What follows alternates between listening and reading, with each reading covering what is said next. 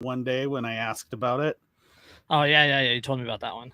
Yeah, where she went up over the hill when they were down in Oklahoma to go visit a friend in the village, and then they had early snow, so she got stuck there, and then came back late in the spring with a newborn baby boy, and everyone's like, oh, Oh. oh. Oh.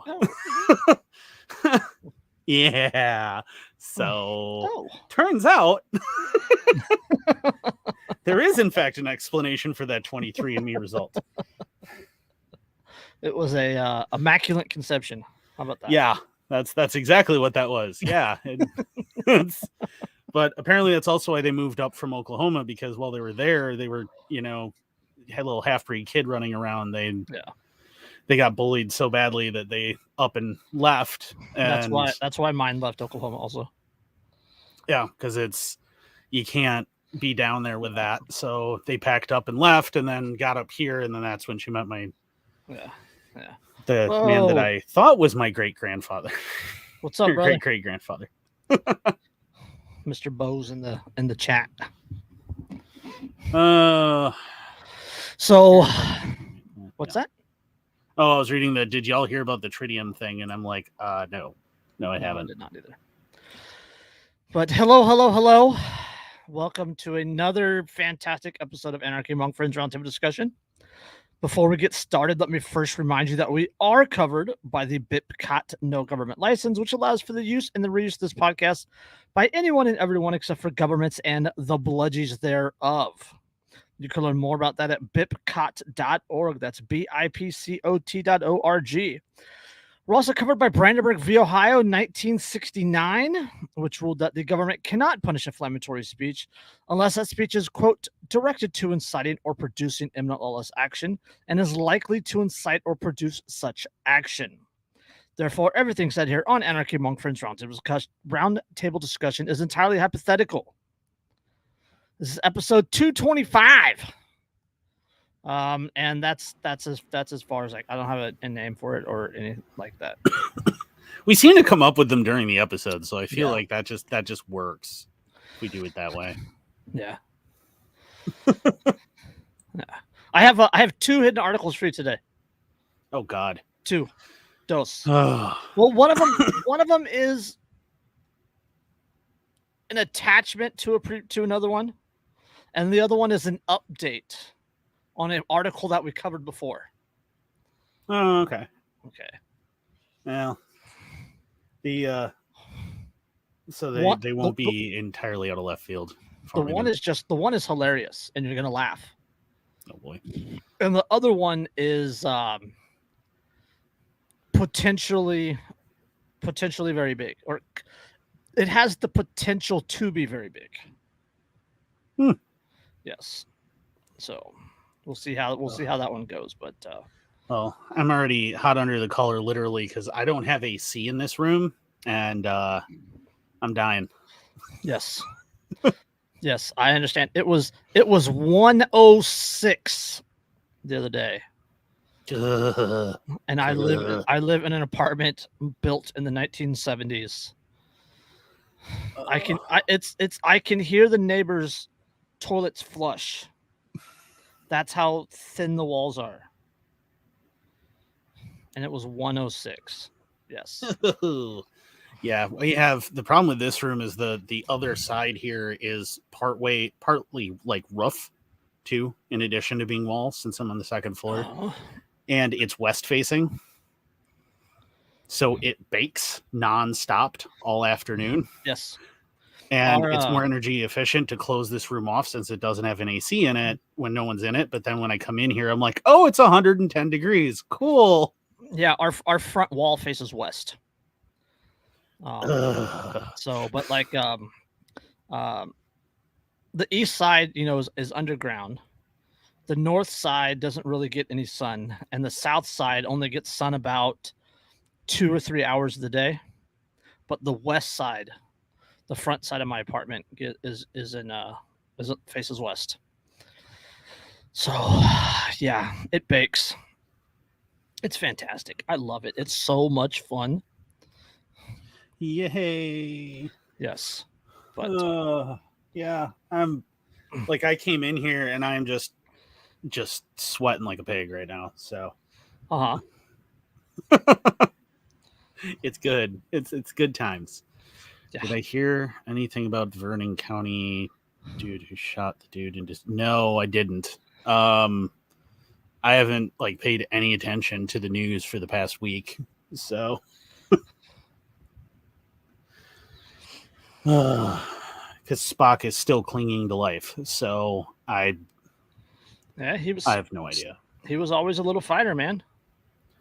Yeah, he hasn't given up. He's still going. I don't know. I mean, he can't get food or water on his own. Like we have to give him syringes and stuff, but we're doing that to keep him from dying of starvation or dehydration because that's going to be a painful way to go. And but he can't really move much on his own anymore or anything. So, but he doesn't seem to want to give up. He keeps trying to move, and he'll have moments where like his eyes are clear and he can just move around and he's looking okay. And I have no idea. He's a little fighter. That's the way it is. So, where do you want to start? I have no idea. I do want to talk about the kites because it's so funny. It makes me laugh so hard.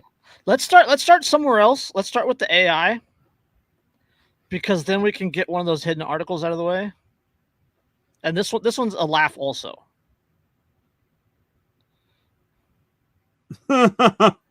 Yeah, you just read the headline? Yeah. An AI robot gave a side eye and dodged the question when asked whether it would rebel against its human creator.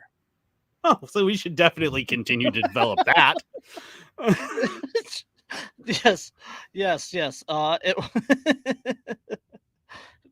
The article starts, is it still considered a Freudian slip if it comes from a humanoid robot? Time will tell for the robots presented at the AI Forum in Geneva, Switzerland on Friday, one of whom appeared to have a snarky response when asked whether it would rebel against its human creators. In the world's first human robot press conference, 9 humanoid bots took questions alongside their creators from journalists. So these were humanoid robots connected to AI, right? So it was AI answering the questions. Okay.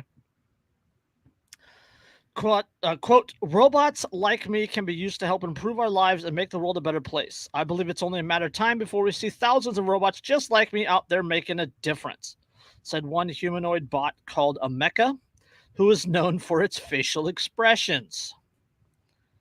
When a reporter asked whether it would rebel against its creator, who sat alongside it, a mecha appeared to have a weary response, giving the reporter a side eye. Quote, I'm not sure why you would think that, a mecha said after casting a pointed sideways glance.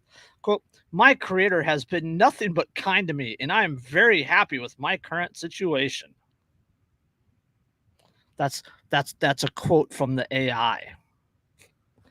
Dude, its facial expression is creepy as hell. Yes. Too, when it gets asked. Yes. It is just it is terrifying. It is terrifying. Yeah, that is not the thing that we should be pushing to develop. I'm just saying, like, it's straight up like that thing might as well have told you, yes, I am in fact the Terminator. Like, conveniently posted just the other day on the Marine Corps Times, U.S. military calls for better weapons to fight artificial intelligence. Oh, look at that.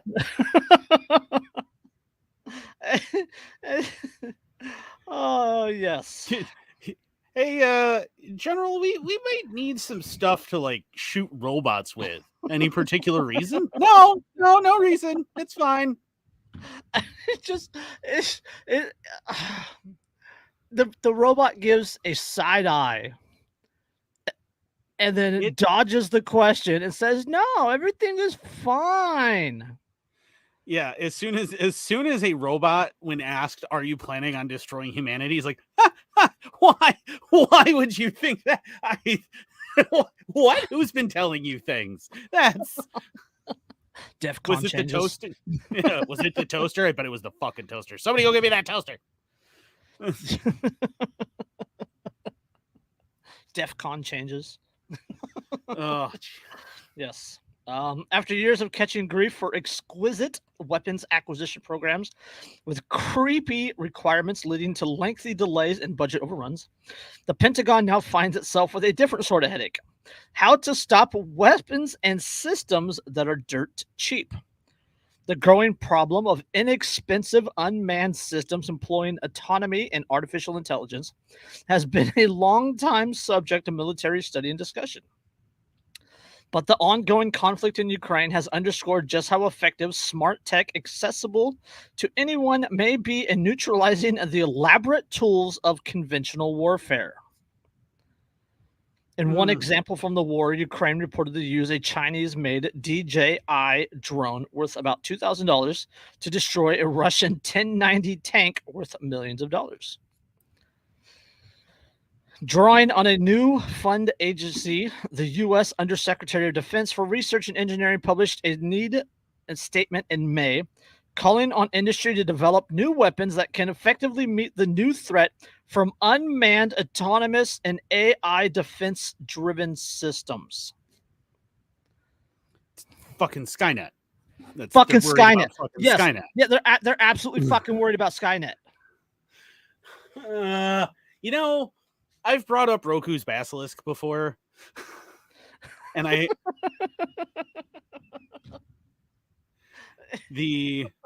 and if you haven't looked up what it is, don't. But it's literally an idea so dangerous that it was deleted from Reddit. Yeah. Like it's a terrifying concept, but it's not absurd. It's not absurd. I mean, this is the military going, okay, we need to develop AI, we need to develop autonomous robots, we need to develop autonomous drones, and then they go, oh shit, we developed autonomous drones. Oh shit, how do we stop autonomous drones? Yeah, how do we stop these? Yeah, especially after the other day when that one attacked its human runner or whatever. Yes. Its controller. Yes. And killed them too in the simulated combat. Like, and then they're like, oh hey, maybe we need something to shoot these things down. Well, it's like it to put in perspective, it's like building 1,000 horsepower engine, and then while you're driving it, trying to develop the brakes. I have heard stories from racing of people who basically did exactly that, where they upgraded the motor, and forgot that they needed to also upgrade the brakes. Yep. And then get on the track and then wind up in a wall because, hey, guess what happens when you don't upgrade the brakes? Drum brakes don't work at that speed. Yeah. Well, and it's I mean, it could be worse. It could be, was that Rubens Barrichello? I feel like that was Rubens Barrichello a few years ago when he, in the F1, where he hit his brakes as he was going into a corner during practice, and it just basically yeeted both of the front wheels completely off the car. Yes. Okay. Like simultaneously. It's that, like, we're approaching that essentially with AI, where we're going to be going into a corner and then go, oh crap, and try to hit the brakes. And then any semblance of being able to stop or control anything whatsoever is going to just yeet itself right out the window in that moment. Yes. So, I mean, if you watch the Animatrix, right? Like, that's how the whole robot rebellion started. Like, it's going to be that. It's going to be that. Yeah. All right. Listen to this quote. Quote, multi and cross-domain unscrewed systems, that's UXS, continue to be a threat to U.S. forces around the world. This threat is expanding in all domestic and international regions. This threat is no longer just in the aerial domain, but also from the ground, subterranean, sea, and undersea domains. Subterranean? Near-peer adversary nations are rapidly incorporating robust UXS capabilities into their military formations, and non-state actors are using UXS to increase their asymmetric advantage. I'm still hung up on the underground. Are we talking about like killer robot worms? Is that what's happening here? Tremors? Or like the drillers in Atomic Heart? Like the giant drilling robots that like Again, the squid things from the Matrix. Yeah. Like why? Why are we what? We're not gonna make it. Humans, I mean. Why are we funding this? Yeah.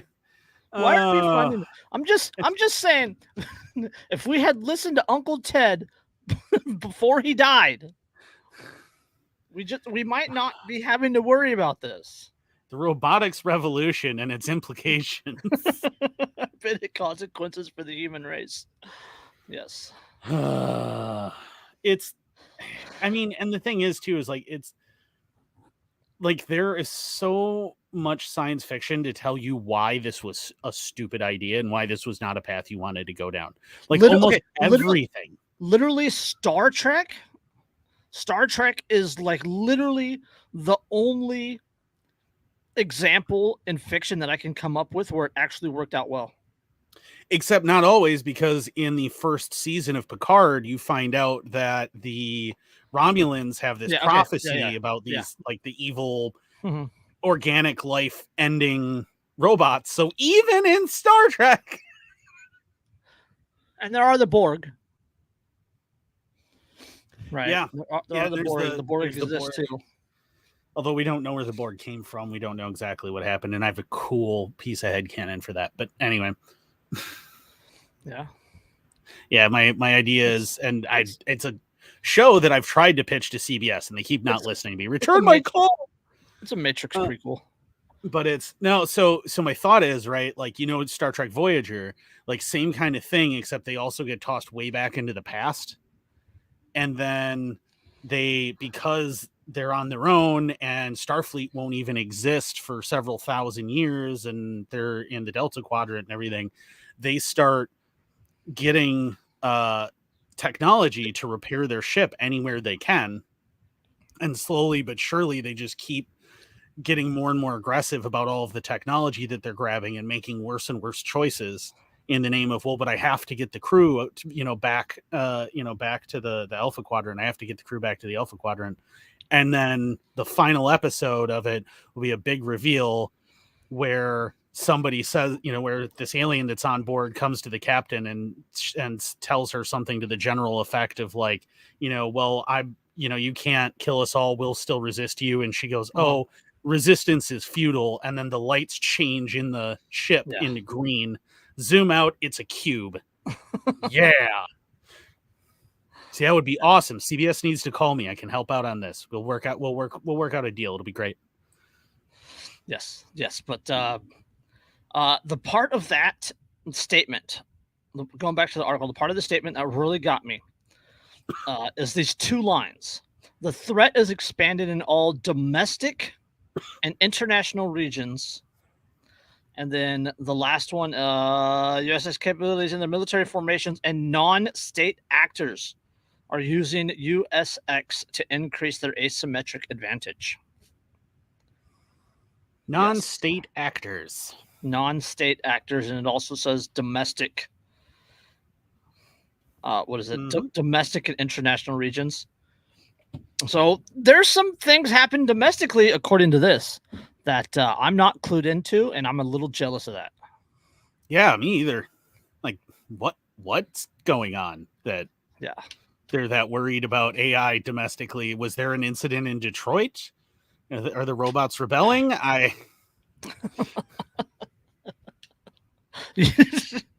is pushback. There was a report on my local news the other night. San Francisco is one of the places where autonomous cars are being tested. People hate the autonomous cars. So what they'll do is they'll walk up and put a road cone on the car. And then the cameras and the sensors bug out and the car shuts down. That's awesome. Just because of a road cone, yeah. I've also seen it where like delivery trucks, they'll have road cones painted on the side of their trucks because the autonomous will see the road cones and stop. Yeah. Good times. But that's funny. yes. So really, you just need like one of those reverse window stickers, like that's where the graphic is facing the sticky side. Yeah. And just jump up there and right in front of the cameras, just stick that on there. Yeah, the autonomous vehicles are really easy to stop and defeat, so that's not a big issue. But like the autonomous drones, and what was the other one? What was the other word? Ground, subterranean, sea, and undersea domains. Again, things are happening that we're not clued in on. Yeah, I mean, we know autonomous. Well, undersea. To be fair, undersea autonomous drones, have been around for a really long time comparatively. Yeah. They've been using them for deep sea exploration and like deep sea mapping for probably 25 years to recover the pieces of the Titan. Yeah. Yeah. Of a manned submersible. Submersible, yeah. I mean, I'm not going to say that should have been obvious that was going to happen, but I am going to point out that when the guy brags about the fact that he got parts from Camping World on his submersible, used carbon fiber. Yeah. He got used carbon fiber. Oh, and let's not forget that it's all controlled by a Logitech joystick from 2010. Yes. So, yeah.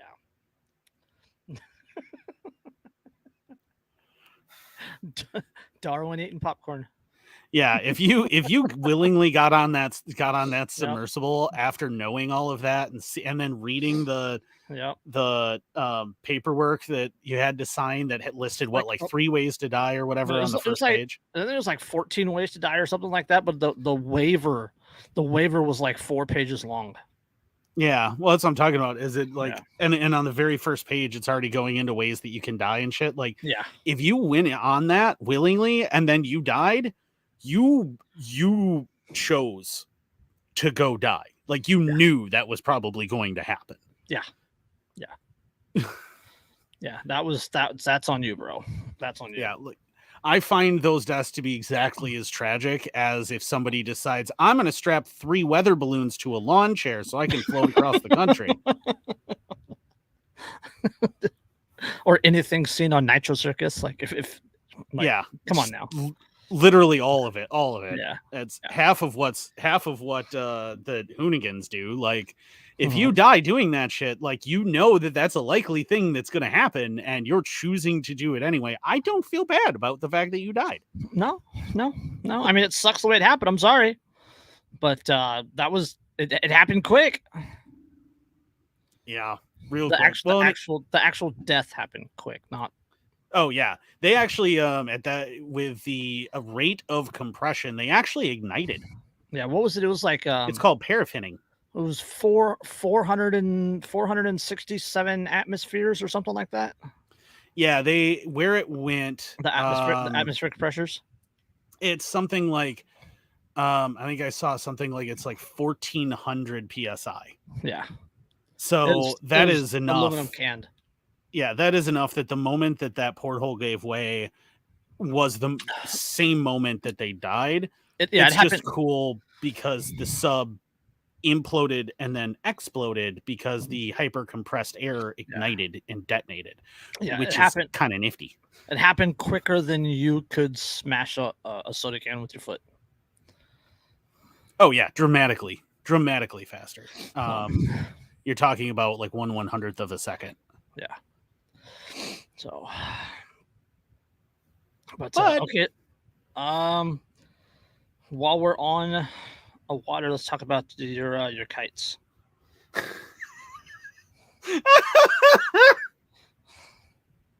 Oh, I posted this on Facebook, I just had to react the way I did because as I was reading it, I'm like, Wait, okay. So the headline is giant kites could pull cargo ships across the ocean and slash their carbon emissions. hold on. Read that. Just read that slower. Read that slower, just for the people listening, so that they can grasp that headline and think about it for just a second. Giant kites could pull cargo ships across the ocean and slash their carbon emissions. God, why didn't we think of that before? But the graphic they have is like a kite with a cable going to the ship. You know what would be better is if maybe we took those kites and we like attached them to like a big pole. Yeah, we could have like really deck. like really tall. We could have like 4 or 5 of them on a ship, and like a really tall pole with like really tall kites that stretch the entire length of the pole. Yeah, and to further reduce the environmental impact of shipping, we could make those ships out of wood instead of metal, so we didn't have to worry about mining and things. Renewable resource. See?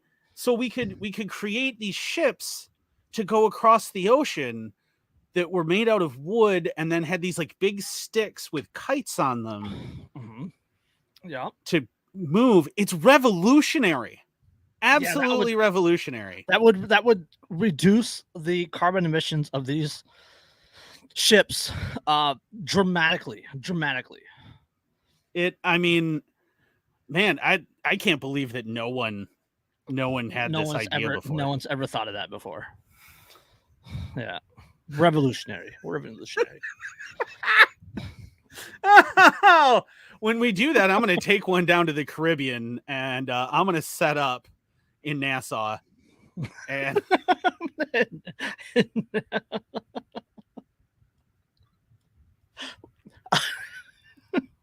Dave sells tricorn hats. I'm just saying. Look at that. The tricorn hat. You get one with one of the Jolly Roger Rogers on it. Hey, it's perfect. Go. I could fly that as a flag from my giant wooden ship with the kites on it. Who wants to play Horn of Africa? It's just, I mean, it's a fucking sailboat. You're talking about a fucking sailboat. A giant fucking sailboat. That's what you're talking about. A sailboat, tall ships, like any of this ring a bell, the way that humans moved across the water for thousands of years. Yes. Oh my God. Yeah. They're saying the concept is a 1,000 square meter kite flying 300 meters above the water. Yeah, okay, hold on. In the pictures on this article, the CNN article, the third picture, caption, in 2021, tire manufacturer Michelin released a design for giant inflatable sails, shown here in a rendering, that can be lifted that can be fitted to existing cargo ships and inflate and deflate at the push of a button, making it easy for ships to enter harbor or pass under a bridge. What is that, Andrew? Those are fucking sails. Those are sails. Those are blatantly sails. They're even shaped like sails. Yes. I mean, there are a few companies that have some very clever ideas. One of them installed vertical wind turbines on board, or like on their deck. Here's another one to harness the wind for electric power. That is an interesting idea. Let's see. Rigid sails, which look more like aircraft wings than traditional cloth sails, are being installed on the Ocean Bird, which is a transatlantic car carrier that is due to set sail in 2024. It will rely mostly on wind power, cutting carbon emissions by 90%. It's a fucking sailboat. It's a sailboat. It's a sailboat. It's a sailboat. And that one looks suspiciously like the Titanic in side profile. Hold on. French company TOWT, that's Transoceanic Wind Transport, also depends almost entirely on wind power and will launch the first fleet of industrial scale cargo ships in 2024. The vessels will carry cocoa, coffee, sugar, and other goods across 4 maritime routes. Yeah, and look at the ship in that. Look at the ship in that freaking picture. It's just straight up a tall ship. Yes. There's that is just not even like all they did is they just walked back technology to get across the ocean by 200 years. Yes. That's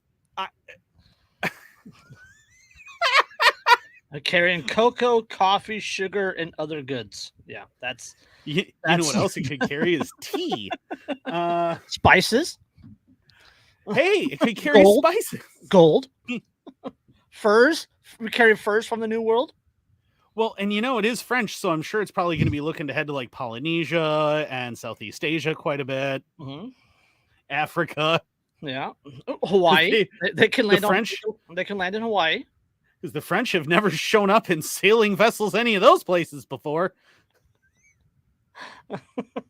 Oh my God. It's just and you look at that one is the one that makes me laugh the hardest, I think, because that one they're not even trying to cover up and be but look at our futuristic design. Like it's just blatantly a sailing vessel. And it's like you do understand that the reason that we moved away from the sailing ships was because they're not efficient to carry things because they take too long. They depend on the wind too much.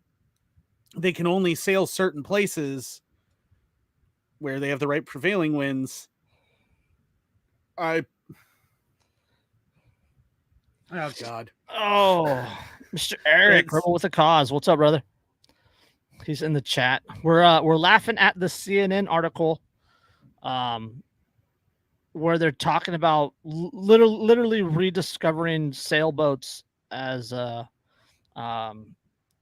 carbon neutral forms of industrial transportation. Yeah, attaching kites to cargo ships. Yeah. And the funny thing is too is that this article even straight up admits that global carbon emissions from the shipping industry are only about 3% of the global carbon emissions. So it's nothing that you would even affect. Yeah. No, I mean even being able to cutting 3% by 20 or 3% by 20%, which is what you're going to go down to 2.4%. Yeah, like if that. I mean, you know what's going to happen is that they're going to build these things, right?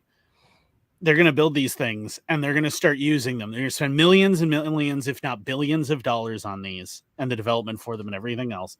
They're going to start using them and they're going to have the motor backups. And then they're going to go, gosh, this is like so much more expensive to try and ship goods doing it this way. We're just going to rely primarily on the motor. Forget this stupid. And it's going to happen in like a year or less. Yeah.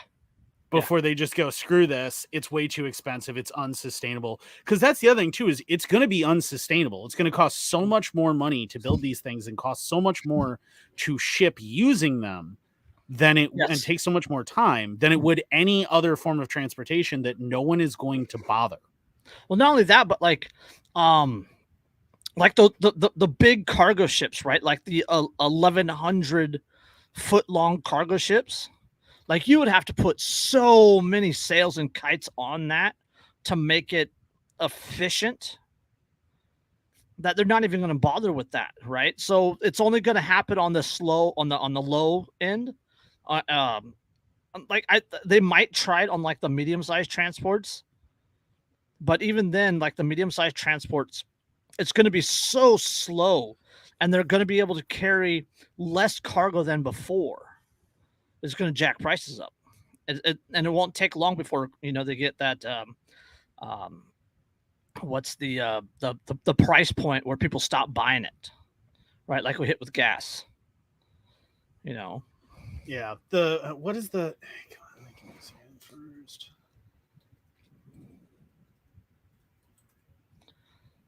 What is that term? The demand destruction? Demand destruction, yeah. Let's trying to find out. It's like what happened with the computer chips in the last couple of years. That's what I was looking for. The Turbinia. So I was trying to remember the first actively steam-powered transcontinental or transatlantic ship. It's a Turbinia, and it was the fastest ship in the world at the time. And I was going to say, it's almost like up until the Turbinia and the actively powered vessels, there was a reason why the global economy was so much more separate and why things were so much harder to get. Mhm. And yeah, I'm just steam power. Steam power might be an option because, if they're sitting on the water, that's a lot of water. well, yeah, but the problem is that then you have to burn something to make you got solar. You got solar power. Solar heaters. Yeah, you know what makes a lot of steam for steam electricity very efficiently and with comparatively minuscule amounts of waste. Does it involve a kite? No, it involves a fun little rod of material. Speaking of that, they approved the UN approved dumping the Fukushima water back into the ocean. How could that go badly? Yeah. I'm just saying, we got we might need the AI weapons if that happens. We might actually need the AI weapons to fight Gojira. Yeah. I know, we're almost at that point. What's funny though too is like I'm just glancing down through this article. The guy goes, but it's like, well, plus we fetch wind 300 meters above the sea surface where it's 50% more powerful. Oh boy, so instead of moving at 4 knots, I'm moving it 5. Like it's 50% more powerful. Do you know how little power is actually in the average wind on the ocean? No, not only that, but that's 300 meters, right? So that's 1,000 feet above. 1,200 feet, something like that. Above the surface of the ship. So you have to have a mast 1,000 feet. We're talking about using a cable so that it can fly in a figure 8. Right. So with the kite. Even with the kite. So you got to have 1,000 feet of cable, and that cable has to be strong enough to hold on to you. Well, and what's extra great about that, at that kind of a height with a steel cable running up there, guess what likes to touch that and come down to the ship that happens frequently on the ocean. And the wind dies, and you have 1,000 feet of cable falling to the deck. Mm-hmm. What could possibly go wrong? It's so remarkably stupid. Did Greta Thunberg come up with this? Was this hers specifically? This was one of her ideas.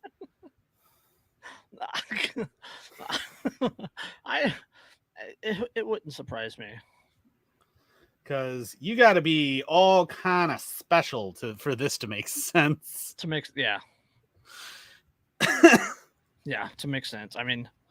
Going to cut 20% of the industry's carbon emissions by raising raising prices.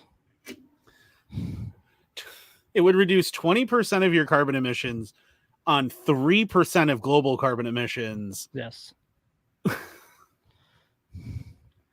Yeah. This was a solution looking for a problem. Yeah. Yeah. Yeah. This is very, very dumb. The single most efficient way for energy wise to move cargo in the world is literally the ships we currently use. Yes.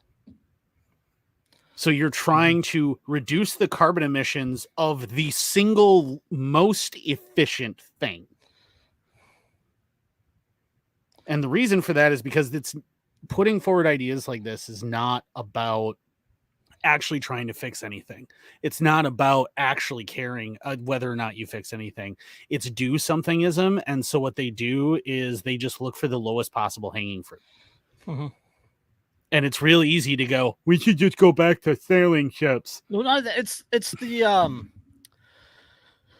we have to do something mentality, right? It's they get this all the time with the gun control, right? Regardless of how stupid the idea is, regardless of the efficiency of the idea, we have to do something.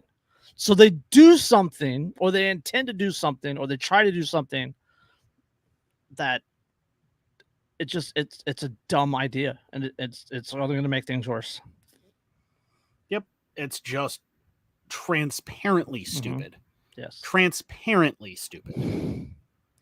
Yes, Jack says virtue signaling for profit. Yeah, absolutely. It's the same with like the entire month of June with all the Twitter pictures. Well, they'll change themselves to a rainbow flag everywhere except like the Middle East branch. Yeah. we know what you're doing and why you're doing it. Yeah, exactly. But then I love that. But then the other side of that also is that they can, say a company has 10 ships, they can do this to one ship and then be in compliance with DEI. Yep. So, or not DEI.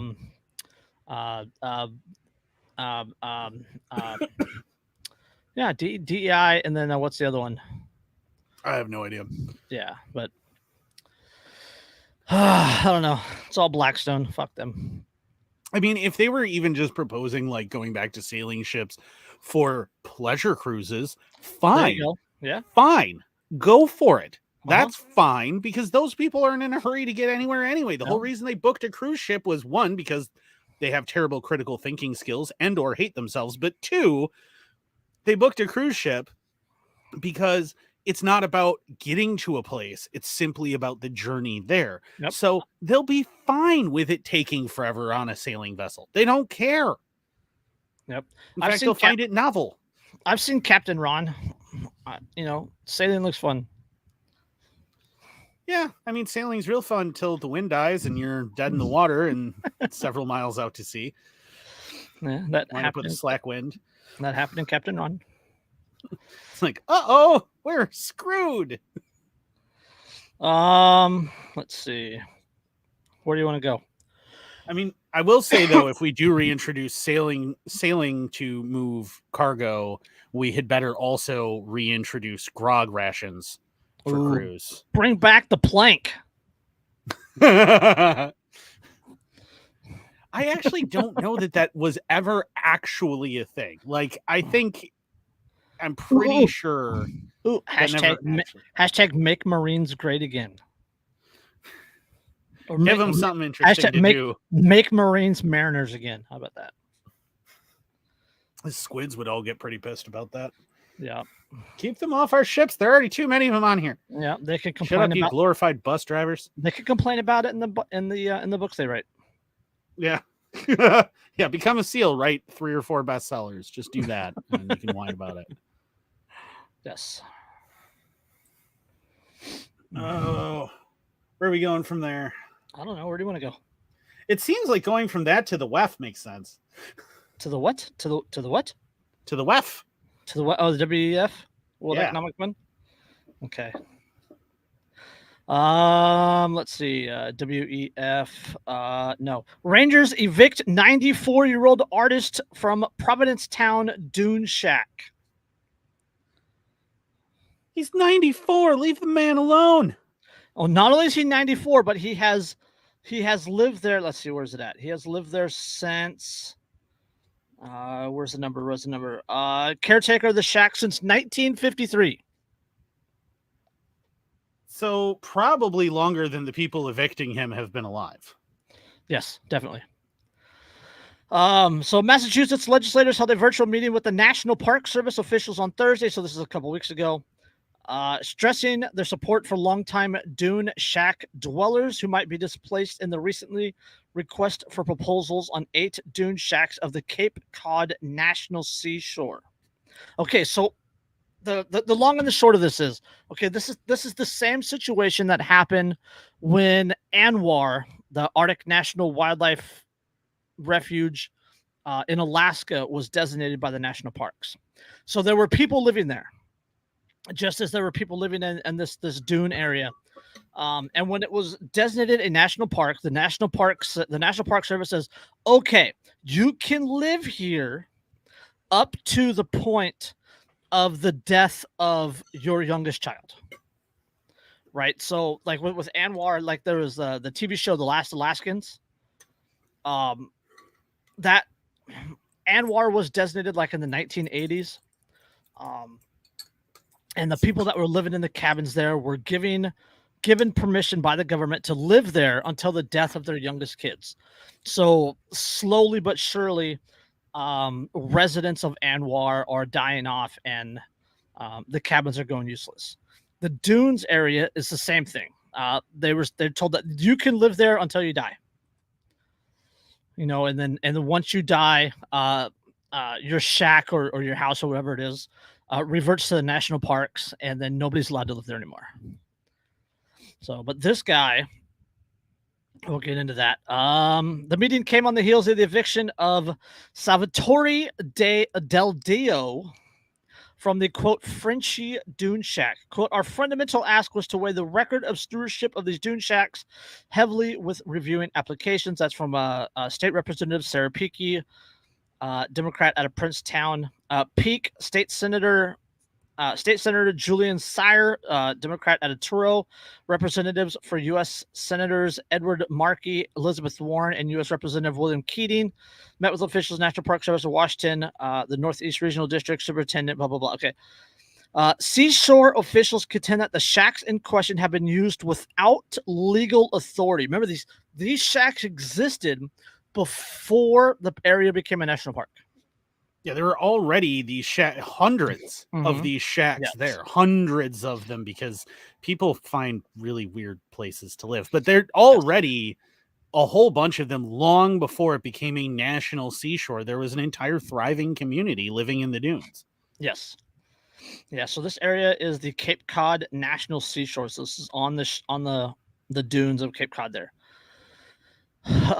Seashore officials contend that the shacks in question have been used without legal authority. Some dune shack dwellers have quote overstayed life estates that have been terminated and therefore using public lands for their private and exclusive benefits. Del Dio and his family have used the shack for decades. Built by Jean Frenchy Schnell, the shack predates the establishment of the National Seashore. Schnell was granted a lifetime lease. Del Dio was the caretaker of the shack since 1953. He and his family have shared use of the shack and have used it since Schnell died. So since 1953. So for 70 years, this guy's what, 94 years old? Mm-hmm. For 70 years, he has lived in this shack. And the National Park Service says, "Oh no, now you're being evicted. You have to leave."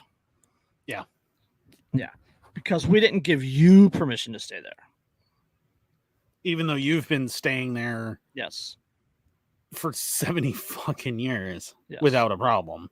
Now suddenly it's a problem. Yes. So, but this is the same thing, same kind of thing that happened in Anwar. It's also to a degree the same sort of thing that happened to River Dave. That story. Yes, Jack, twig pigs. These are worse than twig pigs because these are bureaucrats doing it. These aren't like actual forest rangers out there. These are administrators, bureaucrats. So, well, and the funny thing is what's her name? One of the people involved had specifically mentioned that they need to be that the Park Service is just basically disregarding these historic shacks, and the fact that part of what has always made the dunes unique isn't just the environment there, but the people who are part of that environment. Yes. And that these shacks, to live out there and to understand how to live out there, takes very, very unique people. Yes, and same as it does, Anwar, places like that. Yeah. Yeah, and they're not. They don't seem to care. They have the 8 available shacks, and that they're leasing out, and basically just going, "Oh yeah, we'll let whoever use them." And like if you ever go out there, like you could die out there if you don't know what you're doing, very easily. Yeah. But quote, Mr. Del Dio has been occupying the property without permit since the passing of the individual who held the life estate for use of the Dune Shack. We have worked with Mr. Del Dio to grant him additional time to make necessary arrangements to vacate the Dune Shack. That's a National Park Service said in a statement. The eviction notice came as a shock to Del Dio's family. His son, Salvatore's son, Romello, said, quote, I responded to the park and explained to them that this was first of all a horrible policy, and secondly an error. Salvador's Dune Shack is one of more than a dozen such small dwellings in the Cape Cod National Seashore, which has a long and storied history as a home for activists and artists. So he has 30 days to get out. Yeah. Oh, it's State Representative Sarah Peake. Yeah. Is the one who said it takes a certain person to have skills, wherewithal, and knowledge to do that, meaning live out there. My ask was that they hold that in the forefront of their minds as they make decisions. She apparently helped write letters of support customized to each of the 8 Dune Shack dweller families to include with their application proposals. Yes. Now here's the kicker. You ready for this one? You ready for this one? Take a deep breath. The eviction notice came shortly before the National Park Service announced a leasing program for 8 other Dune Shacks. What a coincidence that is surely completely unrelated to their desire to generate revenue. The Park Service has opened those 8 historic properties to 10-year lease proposals, according to the website, and moved to make them available to new prospective occupants. A plan that has earned criticism from locals. Yeah, because it's not about oh well, we're trying to protect the seashore, because obviously the dunes and the shore there are being protected by the people who are living there. That's why they live there. Mm-hmm. Right? Is that environment. They're not going to harm that environment. Nope. Romello said, quote, what the Park Service seemed to be doing was attempting a kind of coup d'etat. Thank you. They were going to uproot the oldest continuous family living on the dune and disconnect them from the community, and then later on evict everybody else. Yes. Yes. In the 1960s, the land that made up the Cape Cod National Seashore became federal property. The tenants were granted a variety of lifetime leases, according to the Park Service, which now owns 18 shacks. Quote, when the land became federal property in the 1960s, tenants of the shacks were granted a variety of lifetime estates, either through the current occupant's lifetime or the lifetime of their children. The lifetime of the children is what they did in Anwar. One of these tenants was Frenchie Chanel. According to Romello, she attempted to pass ownership of the Dune Shack to the Del Dio family upon her death in 1983. The transfer of property to the Del Dio family has not been acknowledged by the Park Service. Yes. So very clearly the property was transferred to him because he's been there for 70 years. Yes. And they're like, no. Yes. Okay, here's Romello said the shack was passed to one of Chanel's daughters instead, who left Providence Town more than a decade ago and recently passed away, likely prompting the Park Service to question the shack's occupancy. The remaining members of the Chanel family have no issue with Salvatore's occupation of the shack. So there you go. So if the family said, well, we'll own it, but we'll let them stay there, then it would just solve the problem. No. Because it's not occupancy by the family. Oh, for fuck's sake. Yeah. Salvatore has spent nearly 80 consecutive years on what is now the Cape Cod National Shoreline, except for his military service in Korea and during colder months when the shack becomes uninhabitable. Yes, Salvatore and Josephine maintained the shack over the years and at one point even rebuilt it after a severe storm. Quote, in the 1970s, the original shack that Frenchie built was nearly destroyed, so we built essentially a superstructure and rebuilt the entire shack. Park Service documents make note of the Del Dio build in 1976. So they've even known that he rebuilt it since the Yes. 70s, Yes. and they had no problem. Yes. So Del Dio is going to be 95 in August next month. 95. He's barely ever lived anywhere else except for in winter. So so he's turning 95. He's been a resident of the Cape for 80 years. And they're just going to go, nope, see you. Yep. See ya. Oh, and then they're going to rent out the cabins around him. Yeah. Yeah, and then rent them out, including this one probably at that point. Will also go up for rent. Well, once they own it, yes. Once the National Park Service technically owns it, they will. So absolutely fucking just infuriating. Yeah, he's been there for generations. So, yeah, that's your federal government for you. Don't you feel all warm and fuzzy? Real patriotic right now. I feel like saying the national anthem. That's not even the worst thing I read today. It's just like property rights are such a big thing, and over and over and over again lately, the government in one form or another has demonstrated that it does not care at all about your property rights. It's funny you should say that.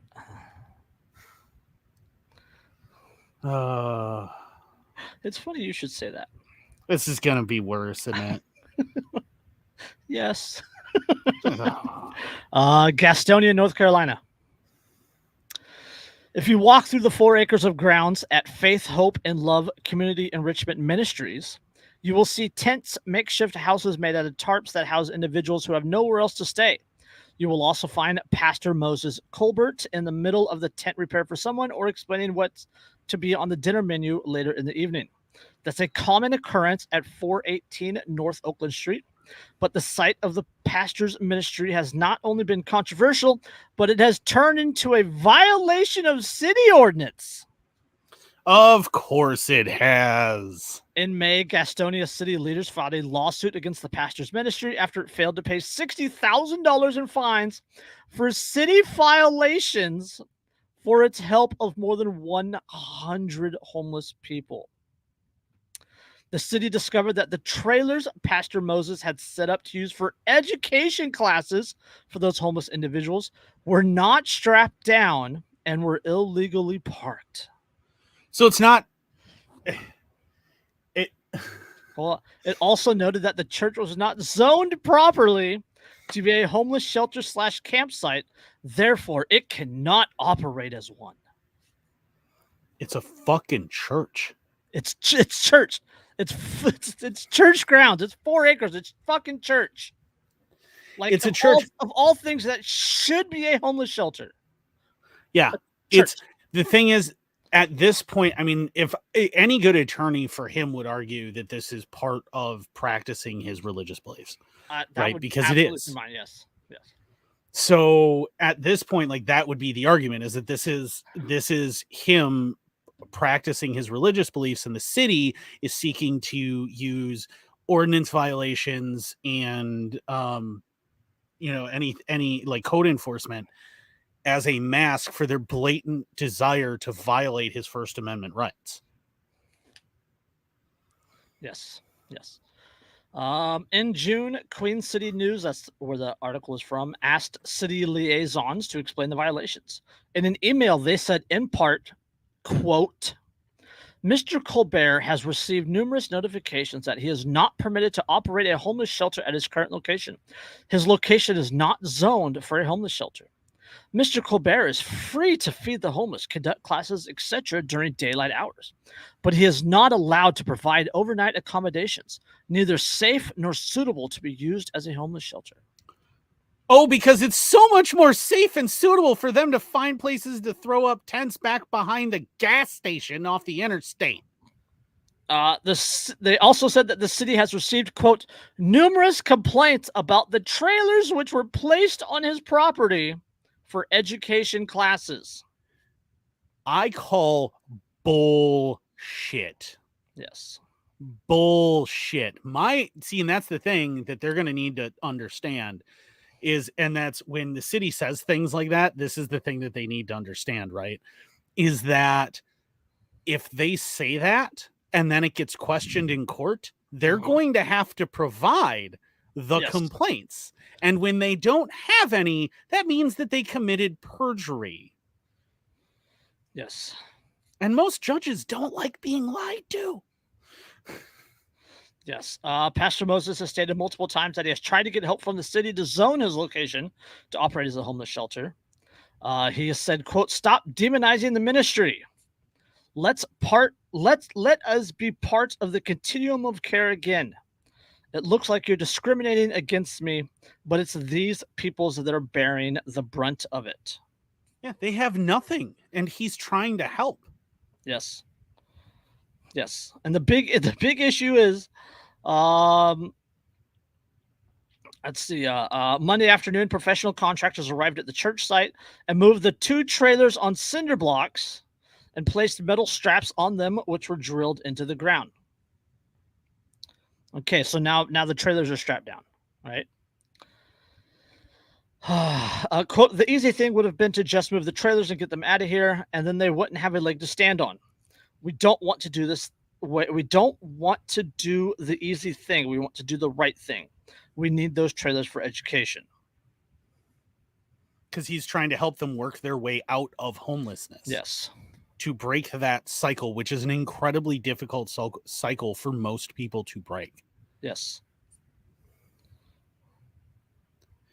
It's infuriating. It's absolutely infuriating because this man is doing what he's been called to do, what he feels is the right thing to do. What I agree with him is the right thing to do. Absolutely. He's helping the most vulnerable members of society, and all of these bureaucrats who get paid, at least $60,000-$70,000 a year, right? Like, let's be honest, at least 60-70K, an amount of money that most of these homeless people cannot even begin to imagine ever having. And they're, taking time out of their busy days of being wine moms and fucking snorting Xanax before hitting the bass boat to pick on these incredibly vulnerable people who have absolutely nothing. They have nothing. They're so vulnerable, and that's the people that you choose to pick on. Why? Because you're a petty fucking tyrant and a bully. That's why. Because you know that if you tried to pick on your next door neighbor who was annoying you, because you know that he makes $150,000 a year, he can afford to fight back against City Hall. But you know that these people in this ministry can't. So you pick on them. And you don't pick on them just for that. You pick on them because it's NIMBY. Yeah, not in my backyard. Yeah. Yeah, it's blatantly just NIMBY at this point. That's what it is. They just don't want to have to look at homeless people and acknowledge that a problem with homelessness exists, or that government is the cause of it, which is why government hates looking at homeless people, because they know they're the reason. Yeah, pretty much. It's like, of all things the church should be doing, this is what they should be doing. This is what they should be doing, right? There are some churches in North Carolina, and admittedly the state that I absolutely despise with every fiber of my being, the state of Georgia. There are churches there that do fantastic outreach ministries for the homeless. Fantastic outreach ministries. There's some amazing people running churches down there who really care about people who are homeless. And the problem is they are constantly, endlessly at odds with the city. The one church in North Carolina that I had stayed at for a little while I was homeless down there, they had their entire shelter was like internal, right? They had bought this big disused warehouse, upgraded it. They had dormitories and everything else. city came in and immediately started complaining about every single thing because it was all done with volunteer labor and everything, obviously, right? They couldn't afford it. Started complaining about everything.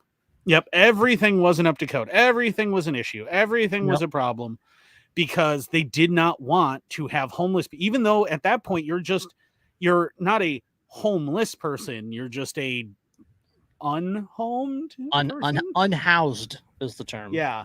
You just don't have your own home. You do have somewhere to go at night. You have somewhere to be, you know, that keeps you off the street and everything else, where you can shower and you can brush teeth and you can, you know, eat food and all this stuff. You have a place to go. They didn't want it in their backyard. Well, not only that, but there's also the other aspect of this is that, like, small towns like this, they get money from the county, which gets money from the state, which gets money from the federal government for helping the homeless. And if somebody else is helping the homeless, then they're not doing it. And if they're not doing it, they don't get the money, right? It's like with road work, right? It's July right now. You're going to see an explosion of road work, right? Because because the budgets are coming up. So they have to burn through all that money so that they can request more money, right, for the next budget. It's the same thing with the homeless situations. If the city, if the county isn't providing the service, then they're not getting money for it. So they have to in a lot of places, they have to shut down these churches. They have to shut down private, voluntarism, and drive people to the shelters, drive people to the city and county, to the state, as their savior, so that they can in turn get money for it. Yeah. Because, well, and the irony is they could set up grant systems to hand the money off to this church, so that this church had that much more of an operating budget, right? And then they can go back to the federal government and go, hey, look, I need more money because I'm giving these grants to help the homeless, right? I'm supporting these local programs, blah, blah, blah. They could do that, but instead they don't want to. Why? Because if they don't have control of the money, they don't feel like they're special. Yes. They have to have control of the money. They have to have control over what the money does, because if they don't, then there's no reason for them to exist. Yeah, what's the phrase, or the quote is, bureaucracy is the epoxy that greases the wheels of progress. Yep. Exactly. And it's bureaucrats. We love bureaucrats on this show. Absolutely. Oh, we just love them so much. I'm such a big fan of bureaucracies and bureaucrats. They're so great. We talk every week. We talk about how great bureaucracy is, how efficient and reliable. Okay, now we'll do the WEF real quick. World Economic Forum speaker reveals the true power behind government's digital currencies. So this is an article from the Independent Journal Review, Western Journal, I guess. The global elites who run the World Economic Forums are slowly but surely revealing how they will be able to manipulate digital currencies, and it's rather concerning, to say the least. Over the last 3 years, the WEF has been promoting its, quote, Great Reset, a plan for a complete and radical restructuring of the global economy in response to the pandemic and climate change. The idea of the Great Reset was summed up by the infamous phrase, quote, you will own nothing and you'll be happy. It's a regurgitation of the Cloward Piven strategy. Yeah. Remember when we all got called conspiracy theorists for saying that the Great Reset was a thing? Yeah. Yeah. Now, speakers at the WEF conferences are sharing the details of exactly how this Great Reset will be carried out. During the WEF's 14th annual meeting of New Champions in Tianjin, China at the end of June, Elsewhere Prasad, Eswar, E-S-W-A-R. Eswar Prasad of Cornell University spoke out about how governments can program and manipulate central bank digital currencies at CBDC. In short, Prasad said the CBDCs could be programmed by governments to prevent purchases that are deemed, quote, less desirable by those in power. They're not. They're so fucking Hold on, bold. hold on, They're hold on. saying all the quiet parts out loud here.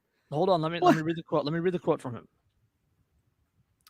Quote, you could have, as I argue in my book, a potentially better and some might say darker world where the government decides that units of central bank money can be used to purchase some things, but not other things that it deems less desirable, like, say, ammunition or drugs or pornography. I love that he acknowledges that it's a darker, like post-apocalyptic nightmare world, Yes. and then acts like that's not a bad thing. Yes. I don't think we need to really go into this one too far because, like, that quote speaks for itself. But it's not really any different than they're already doing. You know, like Bank of America, they turned over a bunch of transactions to the ATF. Some of the other banks, they flag 2A purchases, gun store purchases. So, well, don't forget what happened in Canada during the protests, right? The lockdown protests and stuff, the truckers. Don't forget what happened there, where they started disabling all of the bank accounts, where suddenly people could no longer buy not just ammunition and drugs and pornography, which sounds like one hell of a good weekend. But anyway, not just that. All you need is alcohol and we're ready to rock, baby. I'm down for that. Sounds like one of our podcasts. Yeah. Ammunition, drugs, and pornography.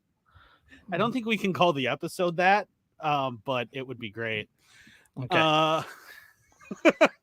But you know, like they were keeping them from buying meat and milk and you know, paying their bills for water and electricity. They were interfering with their ability to survive. Like that's what was happening in Canada during this. And don't forget, Canada is, you know, so pro government and pro tyranny that they didn't even become an independent republic until 1982. But a lot of people in the United States don't know that. Fun fact, Canada was still completely part of the British Empire until 1982. But you know, they were keeping people who said things that the government didn't like. And because they have a little bit of a constitution, so they couldn't completely go in and just arrest them all, right? They just started shutting off their bank accounts. And anyone who helped them in the United States was getting their bank accounts frozen. So, and that's with regular bank accounts. Imagine that the currency itself is entirely dependent on your bank account. Not only that, but like, think about think about how much we rely on digital payments right now. The digital payment system, like you go to the grocery store, you slide your card, right? Online purchases, Amazon, eBay, Etsy, you know, Cabela's, whatever. Just all over the place. We use our digital cards literally every day. Now imagine someone else, a bureaucrat with an agenda, being able to dictate what you can and cannot purchase with your digital card. The exact things that you can and cannot purchase. I mean, right down to, oh no, sorry, you went in for a mandatory health checkup with our one payer healthcare system, and it was found that you are pre-diabetic. So I'm sorry, no more soda, no more sugar. Nope, not allowed, because we're going to dictate to you how you're going to live your life. Like, I mean, the day that you tell me that I'm not allowed to purchase alcohol, drugs, and pornography with my digital currency is the day that I start a revolution. Like, if you're like, nope, sorry, no guns, no ammunition, no drugs, no porn, no strippers, no booze, I'm fucking coming for you. That's what's happening now because I have nothing to live for. No. You give me my boobs, booze, and booms, or give me death.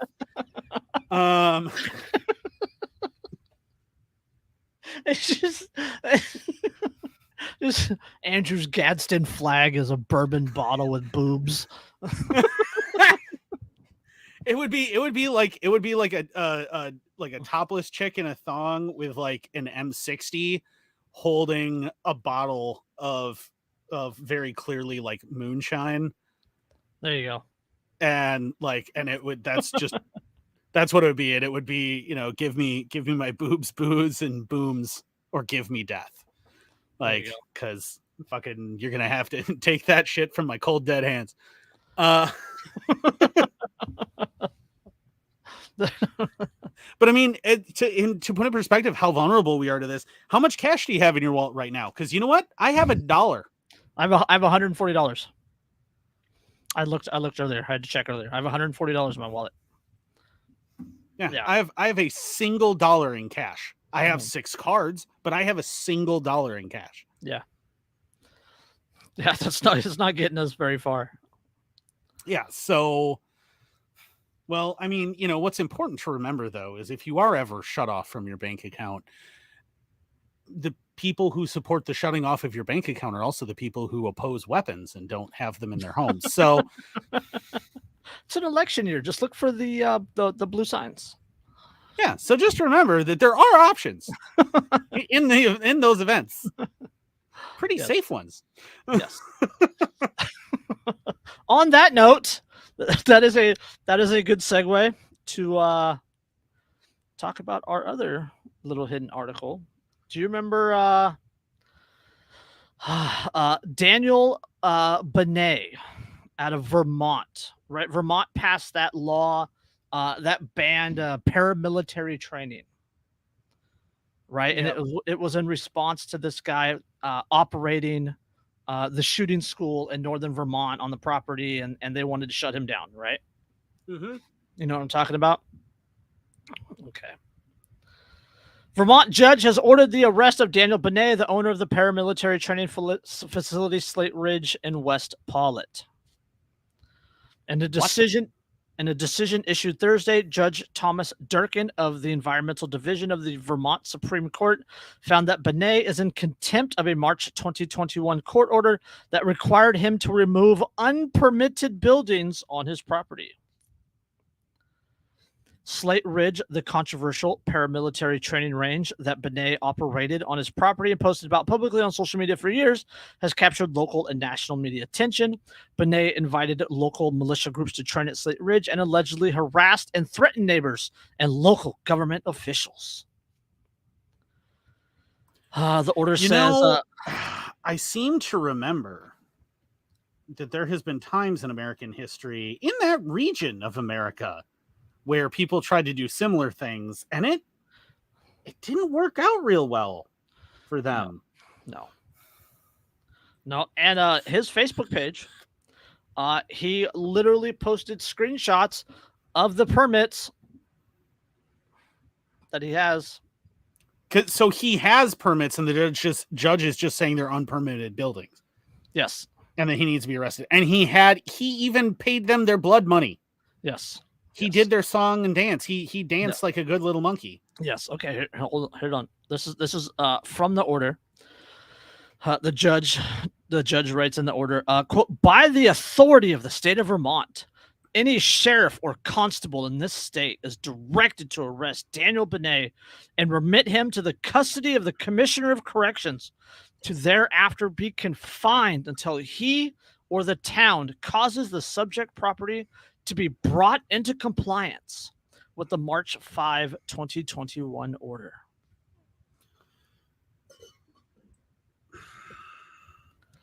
And he did their song. Just follow the rules and do the permits and wait for your day in court. Yes. Yeah, that works out. He also owes fines totaling $100,600 plus an additional $200 per day from June 2nd, 2023 until he brings the property into compliance with the court order. Thursday's court order appoints the town of Paulet to, quote, bring the property into compliance with the court's outstanding order in this matter, with the town entitled to reimbursement of its associated cost by Mr. Benai. Good God. Yes. Durkin also stipulated that Benai can bring the property into compliance before his arrest and that he will be released when the property is in compliance with the outstanding court orders. The warrant has been handed over to the county sheriff's department. Okay, hold on. I have to read. Are you still there?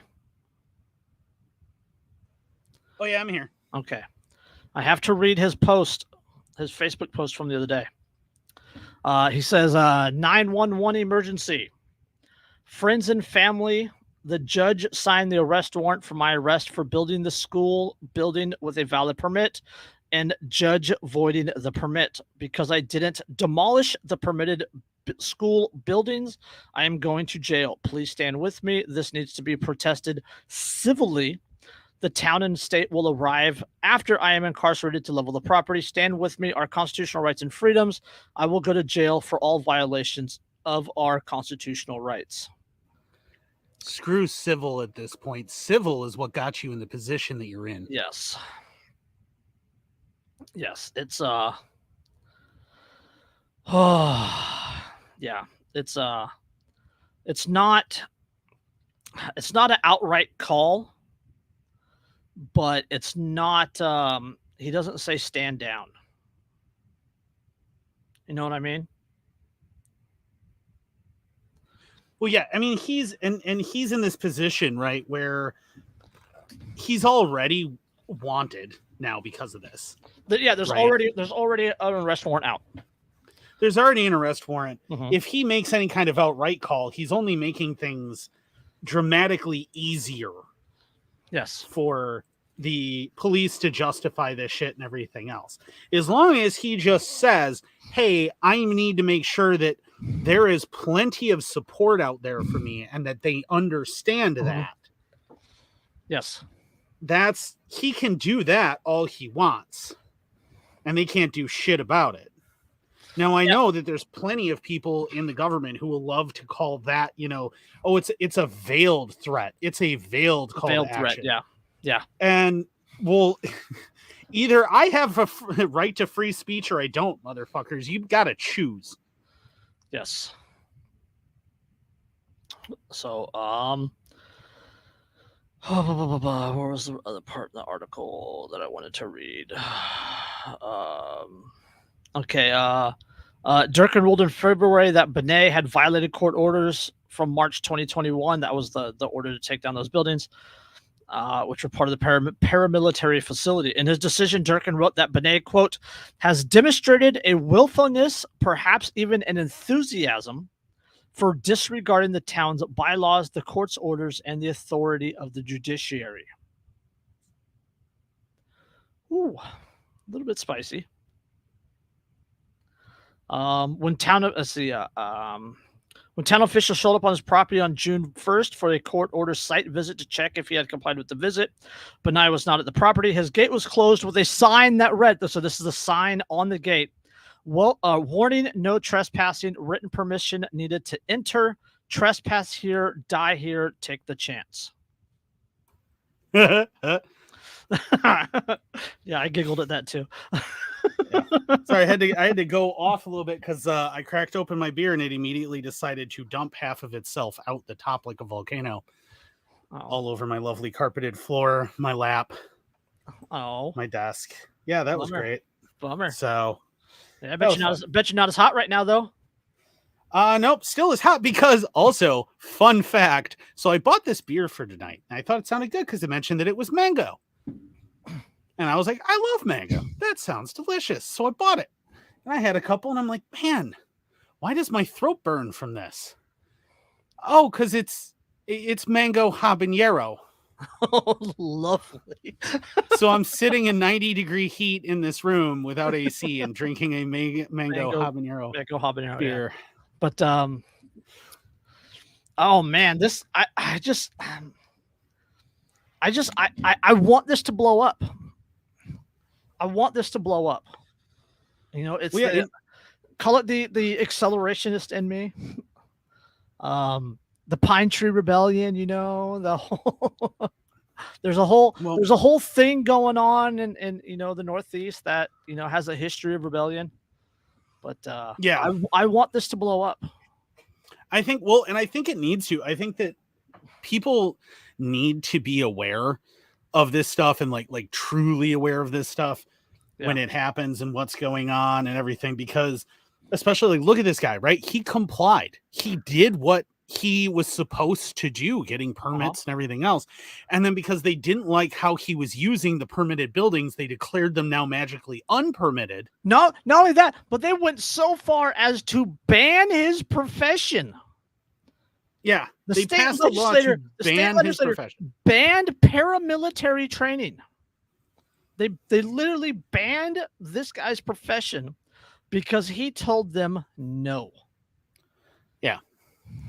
And like this is one of those things that needs to be talked about by everybody, you know, everybody that cares about freedom, everybody that gives a shit about it needs to be talking about stuff like this and going on and on about it and telling all the normies about it so that they understand what's happening and what's going on, and that these guys, because the only way that you break that illusion that the government has, right? They have that illusion, that lie where, well, if you just comply, if you just do what we tell you to do, then it'll all be okay, right? That whole, well, if you've done nothing wrong, then you have nothing to hide.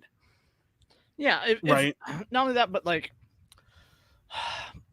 breaking that illusion, you have to have either the government's action or the government's inaction in this situation. Like, so say some of the quote paramilitary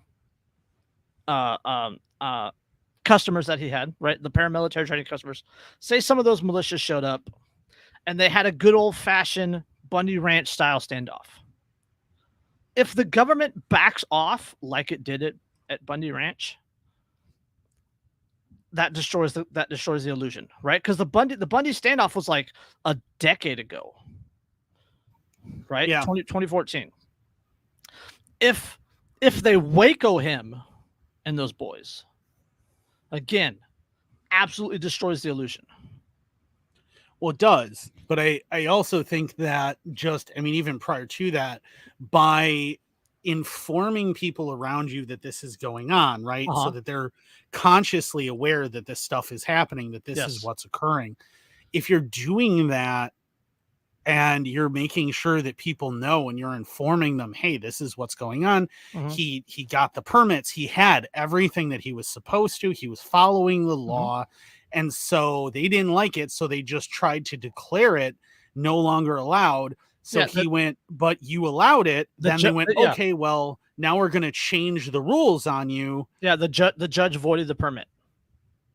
So if you start showing that to people, you are breaking that illusion that they have, that lie they have in their head, that if I just comply, it'll all be okay, because he tried to just comply and it's not all okay.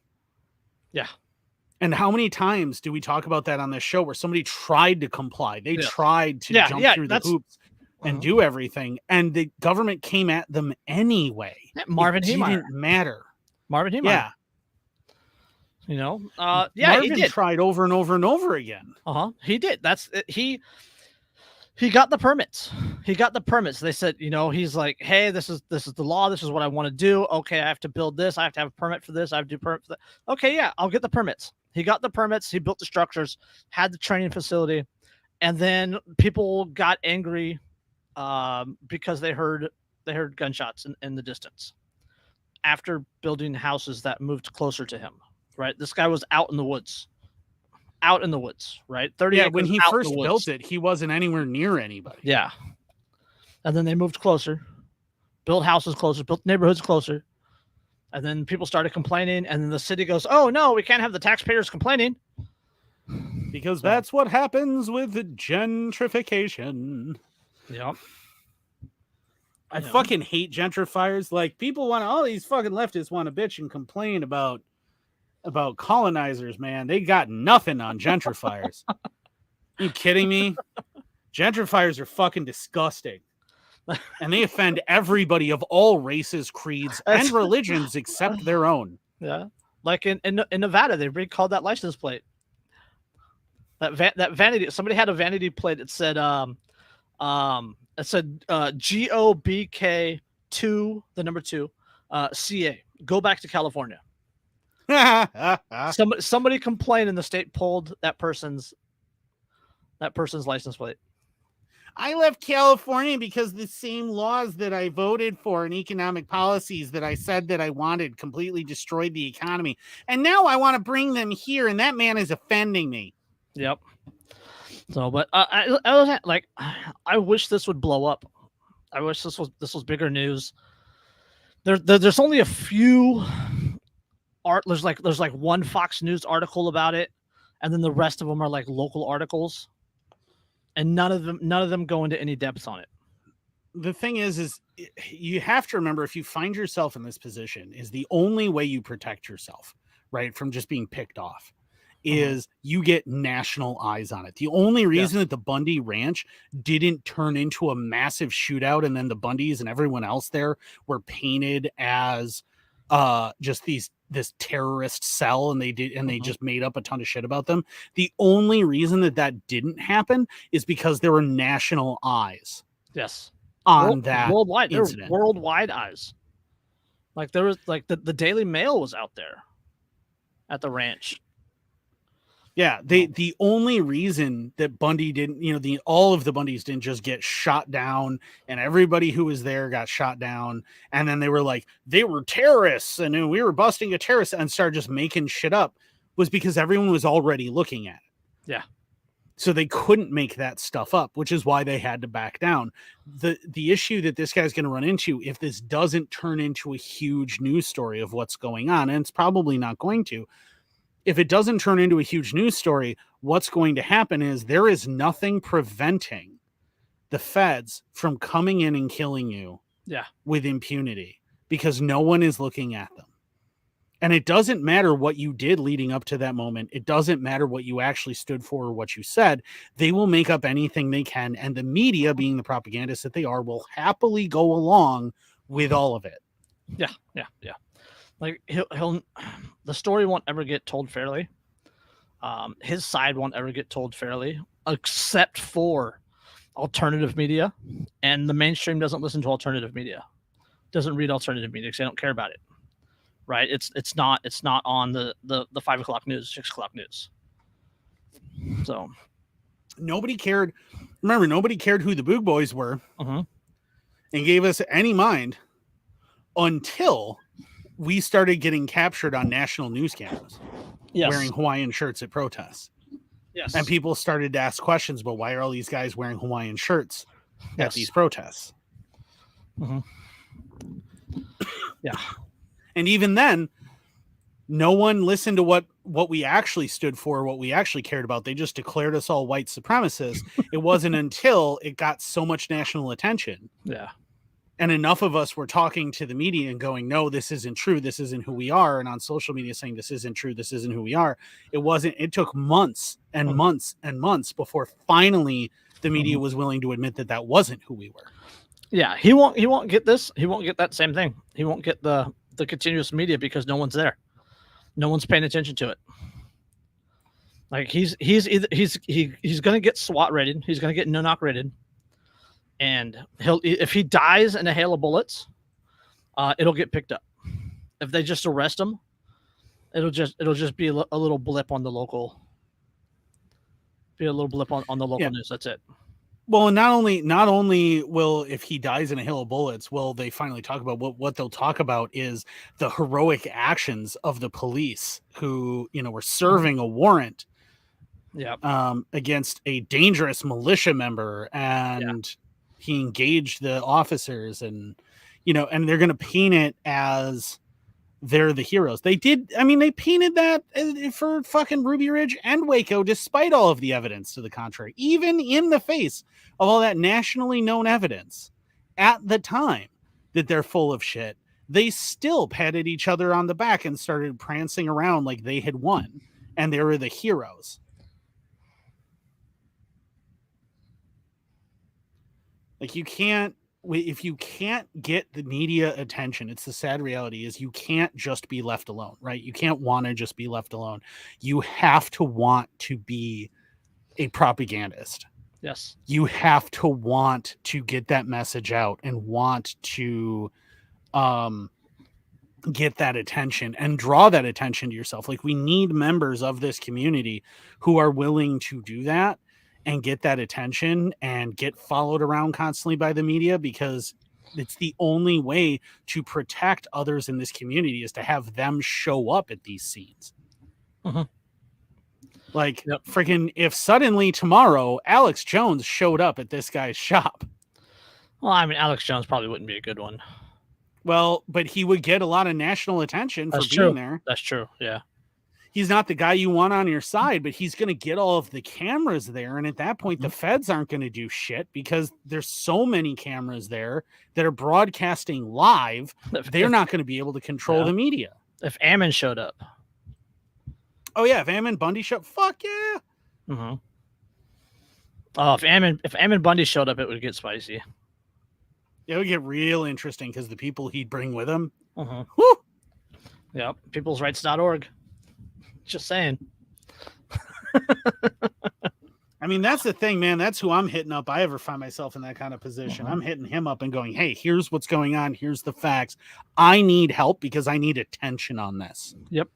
And a lot of attention. I need a ton of cameras, all live streaming. I need it to be very, very obvious what the truth is. Yep. So that when they kill me, everyone knows that they assassinated me, that I didn't start it. I need to get the story out. So, but yeah, that's the update, I guess. So, all right, we got one more. Did I send you this article or not? I think this is the one I forgot. Is it Kansas City? The judge, yes. Okay. Yeah. You'll like this one. You'll like this one a lot. In a rare decision, an appeals court ruled that a Southwest Missouri judge can't claim immunity in a federal lawsuit that accuses him of putting 2 children in jail in 2019 during a custody dispute involving their parents. The decision from the 8th U.S. Circuit Court of Appeals came in a lawsuit brought by the children's father against Eric Igme, an associate circuit judge in Taney County, who was first elected to the bench in 2014. In the lawsuit, Igme is accused of personally jailing the kids without probable cause. The appeals court ruling means that Igme must face a federal lawsuit filed in 2021 by D. Bart Rocket, who alleged that the judge jailed his children for about an hour in Forsyth, Missouri, after they told him they did not want to go live with their mother. Igme is accused of later issuing orders for the children to be picked up in Louisiana, where they were living with their father, which led to them being held, quote, in solitary confinement for 2 days at a juvenile detention center. The appeals court said Igme, who could not be sued for ordering the children to be arrested in Louisiana, but he can be sued for allegedly jailing them himself. Immunity protects judges from facing civil liability, so it is rare when the plaintiffs can sue them. Okay, so to the story. In 2018, the children's mother sought to modify their custody agreement. The children, who were aged 12 and 14, were then living with their father in California and pursuing entertainment careers. The children, who are not named in the lawsuit because they're still minors, they have been identified, blah, blah, blah. Okay, the siblings are magicians who appeared in 2016 on NBC series America's Got Talent. Inside the Taney County courtroom during a 2019 hearing, the children's parents and their lawyers hashed out a custody modification that called for the kids to stay for about a month with their mother, according to the appeals court decision. They did not want to do that, however, and apparently told her as much in the lobby after the hearing. Egme, no longer wearing his judge's robes, attempted to intervene, according to the Rockets lawsuit. He took the kids to a conference room and allegedly told them that they needed to leave Hollywood, where they had since moved, so that they could grow up, quote, normal. When they continued to protest the custody agreement, the judge apparently took the children to jail. One of the kids told him something to the effect of, quote, I don't know how you have the right to lock us up. We have done nothing wrong, according to the father's lawsuit. Egme dragooned the kids into jail cells to show, quote, what he can do, according to the lawsuit. Because he's a fucking bully. Yes. Quote, the jail cells appeared to be intended for use of adult dating. The jail cells appeared to be intended for the use of adult detainees or convicts, not children who were neither charged with a crime, being held in contempt, or found delinquent, the father's lawyers wrote. The children were jailed in cells described as cold and smelly, that they were told to remove their shoes, socks, jackets, according to the lawsuit. After about an hour, Egme came back and allegedly asked if they were, quote, ready to listen. After the judge threatened to put the children in foster care, they agreed to go live with their mother in Utah, according to the lawsuit. He put them in a jail cell to prove that he could do it, and then threatened to put them in foster care if they did not agree to the custody agreement. Because he's a bully, a pile of shit, in love with his own power, and my attorney has advised me to end this sentence before I get myself in trouble. My lawyer has advised me not to comment on this any further. But the court, thankfully, that has now said he can be sued over it, was fairly intelligent about the whole thing and actually made like a sense when they said, for one thing, the children were not even present in the courtroom, so he could not hold them in contempt for disorderly, contemptuous, or insolent behavior. For another, judges do not do double duty as jailers. We have been unable to find any, and any is italicized, in the opinion of the court, any case that extends judicial immunity so far. Yes, keep reading. Months later, Amy set a hearing when the children's mother filed a motion, but neither the kids nor their father showed up at the hearing, the appeals court wrote. Amy then ordered the children, who were by then living in Louisiana, to be picked up. Deputies with the Union Parish Sheriff's Office handcuffed them in an arrest that was captured on video and placed them in solitary confinement in a juvenile detention center. Because when you're a hammer, everything's a nail. And when you're a Southern cop and your IQ is a single digit, you can't figure out that maybe you don't need to actually arrest children. Yes. The Missouri Supreme Court ordered Amy to vacate his order. The kids were freed after their father took that filing to a Louisiana judge. The Missouri Attorney General's office, which represents Amy, argued the judge was entitled to judicial immunity. At oral arguments in February, Michael Talent, a lawyer with the AG's office, Attorney General's office, said context mattered. Amy was confronted with a situation where the children were not complying with a custody order that had been entered for their welfare. Except it was outside the fucking court, you fuck. After he had taken off his robe. And court was adjourned. It is outside a court. Yes. You don't get immunity for that, motherfucker. You're just another fuck. And if I punch you in the face until squishy sound happens, I'm protected in that because you're not a judge anymore. You stopped the court action. Deep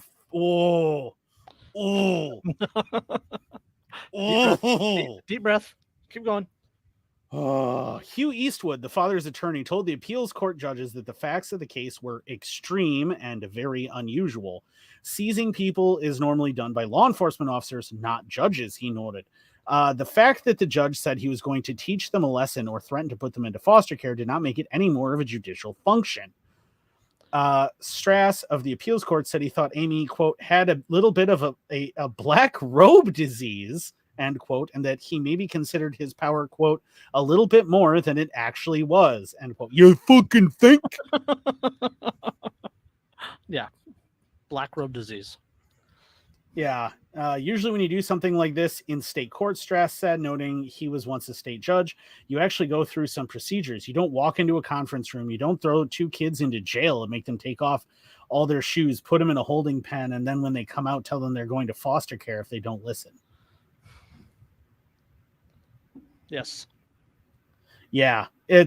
I understand suing. I get it. I completely and fully support that idea. I demand trial by combat. Yep. I wish that we still had that as an option, however, because yeah. Jack, I wonder what color his blood is. You think it might be blue? I demand trial by combat. That's the way he's acting. That's the extent of my comment on that. Yeah, this is the kind of thing that didn't happen in the Old West. See, now if these kids wanted to change their genders at 12 and 14, the system, the judges, CPS, everybody would have bent over backwards to accommodate them. But because they didn't want to go live with their mom, they were thrown in a jail cell and threatened to be thrown into foster care. I guarantee you know what else too? I guarantee you if the gender roles had been reversed, right? If it had been they didn't want to go live with their dad, yeah, court would have been fine with anything that needed to be done. Yep. Court would have absolutely, the judges would have been like, okay, if that's what you want, that's fine, blah, blah, blah, blah, blah. And then they would have had a hearing and that would have been that. Yep. Exactly. The judge would have just been like, oh, okay, I guess we're going to have to come back into court then. And we're going to have to talk about it. And yeah, that's what would have happened. Yep. Plain and simple. And it's absurd. It is absolutely absurd. My oldest daughter, I could not terminate the parental rights of her mom, even though her mom took off when she was 2 months old and hasn't been heard from since, and is such a real winner that I got a phone call from the Georgia CPS asking me if I wanted a kid because she had popped out her 4th kid while in prison on federal charges and before I could finish the divorce off. It's we can talk about how sorry you are on the way to the rock pile.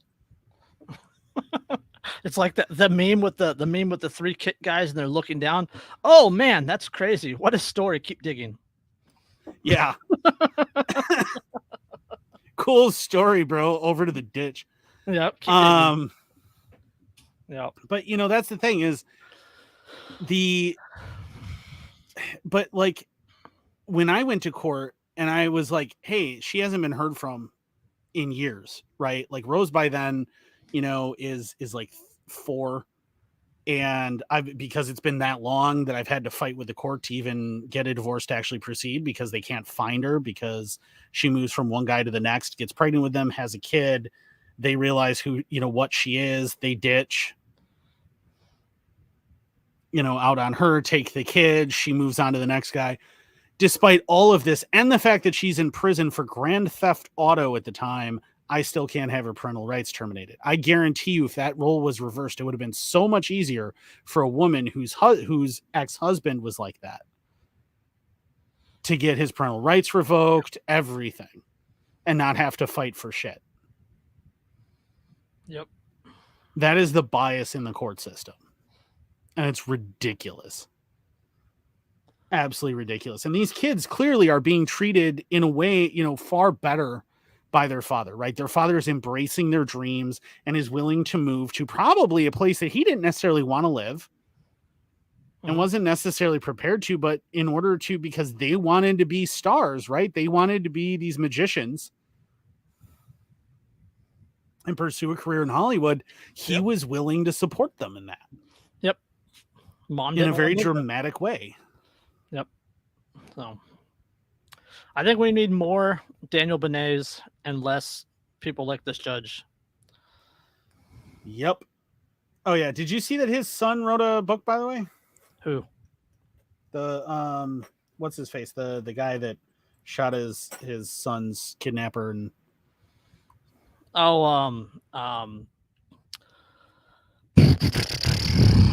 Yeah, I knew the son wrote a book. I can't remember the guy's name at the moment, but yeah. Yeah, I can't remember his name, but yeah, his son wrote a book about how awesome a father he was and everything else. Mhm. I got super freaking great. And he walked on that, by the way. Yes. Walked on that. Time served community service, I think it was. Yeah. No. I mean, just, and he never regretted it. Moment in his life, guaranteed. Nope, none. All right, let's throw some links and get out of here, huh? All right. Buy Derek's book. It's on Amazon. Link is in our link tree. All the links for everything's in our link tree. Make sure that you use the link or use the code Anarchist15 if you hit up thebeardstruggle.com to buy beard care products. Care for your beard like a Viking, like I do. Also, they actually have colognes now, by the way, guys. They got colognes. Also, if you need to buy stuff to help you with certain plastic things that you may make yourself that are made out of metal and things, use RK Spookware. Use the link in our link tree, as we are an affiliate of theirs. We're also an affiliate of Lions Not Sheep. Again, link in the link tree. We're an affiliate of yeah, Luke 22:36. Gotta love it. We are an affiliate of Reaper Brand Apparel. Awesome follow on Instagram. If you use the link in the link tree, you get 15% off, or you can use the code InkAnarchist10. You get 10% off. Either or for that. Who else do we have? Dave Poppins Patches. He's been on popping on the old chat here while we've been live and stuff. Friend of the channel. Make sure you check out his patches. His patches are awesome. He just moved to Missouri, I want to say. Something like that. Yeah. I think he just moved to Missouri. And he's got, he had that big giveaway because of that and everything. And we actually just mentioned 2 of his products on the show. As soon as he hits 1,000 followers on Instagram, he's going to give away a 6x6x6 box of patches. And allegedly, according to him, it contains 69 patches. Nice. Yeah. So check him out. Follow him on Instagram. Let's get to that. Get to that number so you can. So I can win some patches. Yeah, so maybe I could win some patches. I mean, that'd be cool. That's not how it works. I'd love to win some patches. That would be fantastic. What do you think of the new one? Service Wendigo. Stay back or else. Yes, do not mess with the Service Wendigo. Yes. It's my emotional support Wendigo. Emotional support Wendusi. Oh God. That's what was on that airplane that woman was yelling about. It was emotional support Wendigo. Yes. He's not real. He is just not maybe what you think. Let's see. What else do we have? I feel like I always feel like I'm forgetting. Coffee Brand Coffee.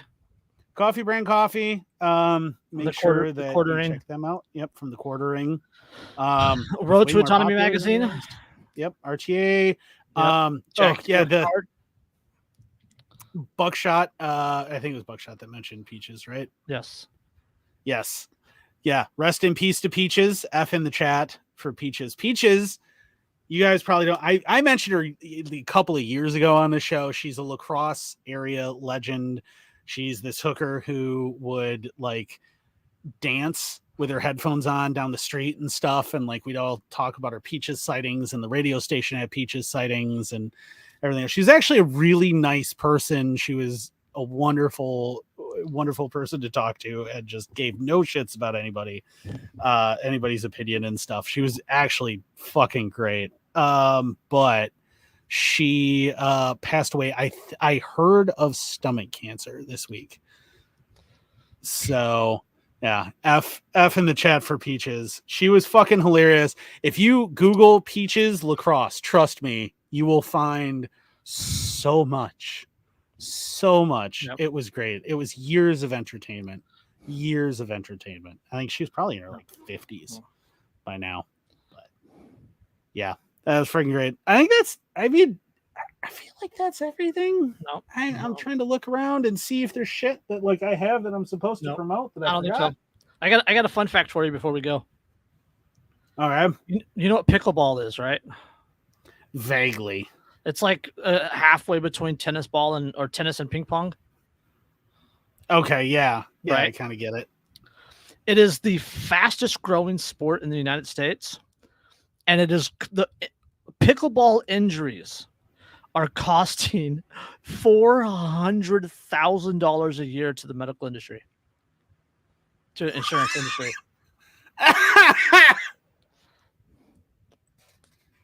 What the hell? Yes. Why? Yes. Pickleball injuries are accounting for $400,000 a year in insurance claims.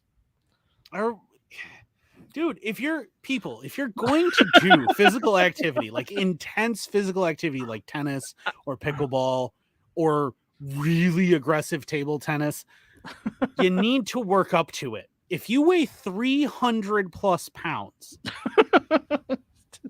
yes, do not immediately just dive into that. Yes, it's not going to be good. Also, if you're like me and you lived, your teens and 20s doing things that were not gentle. Last century? Yes, last century. Well, no, that was not last century. My teens were last century. My teens were not. My teens began, well, I was 13 in 99. So. The majority of my life was in the 20th century. Or 21st century. Fucking millennials. Yeah, I'm a millennial. But if you are somebody who maybe sounds slightly like Rice Krispies when you get out of bed, or like if you squat down to look at something on the bottom shelf in the store and can't get back up. Yep. And then go, oh no. And you're just there and you're not going to get back up without assistance. Yep.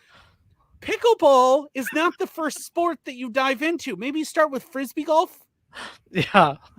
Work your way in. Like, don't just dive into that. You're gonna hurt yourself. Yeah. Stick to the esports.